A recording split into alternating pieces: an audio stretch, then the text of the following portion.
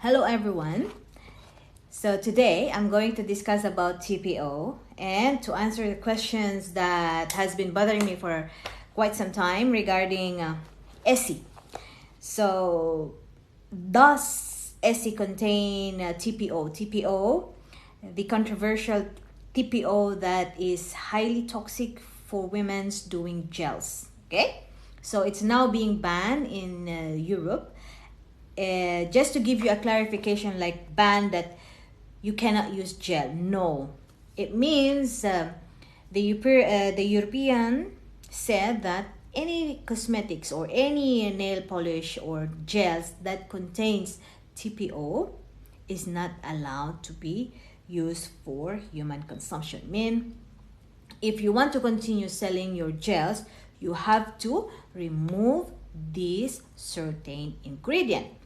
Now, uh, most of my students have sent me messages regarding what they read about the essie, that it contains like the TPO kind of thing that people are talking about, and that is not safe for our health. So here is, I made a note to give you a brief summary of what I can say regarding the brand that I hold.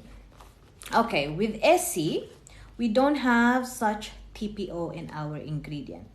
What we have that sound like TPO when you read the ingredient box of the essie is not TPO. It is called, I cannot say it, but in short, you can find it over the internet. It's called Tinogard Q or tres citrate or INCI.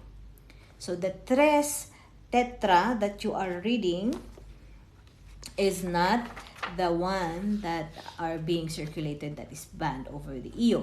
It's not TPO. So the keyword here is citrate. All right. So what is the job of this ingredient? Why we mix it in essie polishes? Okay.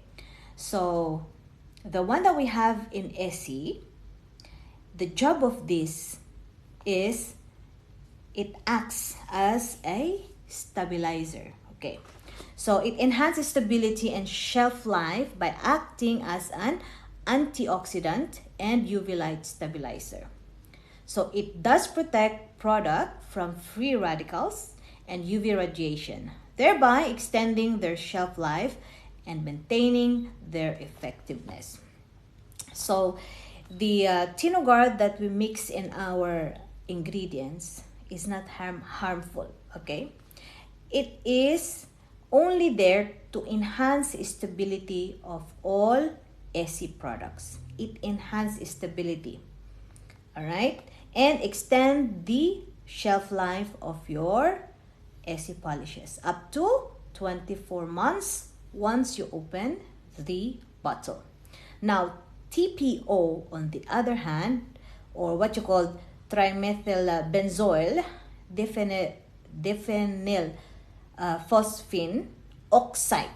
Now the keyword is oxide. The one that we use in gels contains the keyword TPO. O stands for oxide. But with essie, we have citrate. Okay? Now, TPO is a photoinitiator used in UV lead cured nail products and industrial coatings to harden the product under light. So it is mixed with your with your gels that you cure under the UV lamp in order to dry or to make it hard. Not only that, another example is, you know, when you put coating on your phones and they use UV lamp to harden this substance, that is also the same as the gels.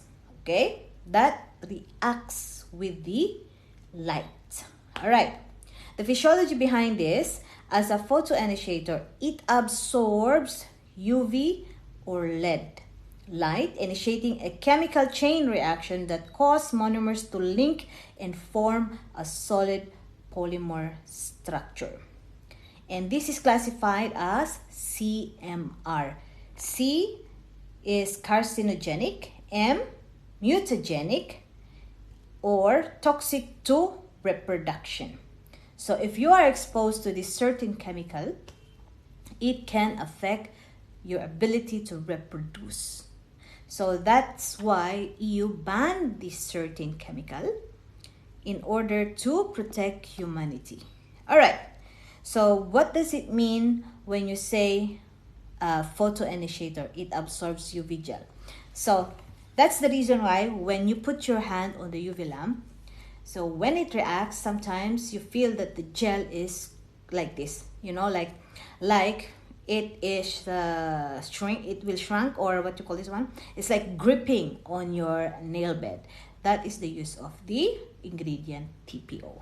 So I'm sure that this closed the topic that essie contain TPO. No, it does not contain any harmful ingredients. And I hope you learned from that. And if you have any more questions, please, you're free to DM me anytime. Bye.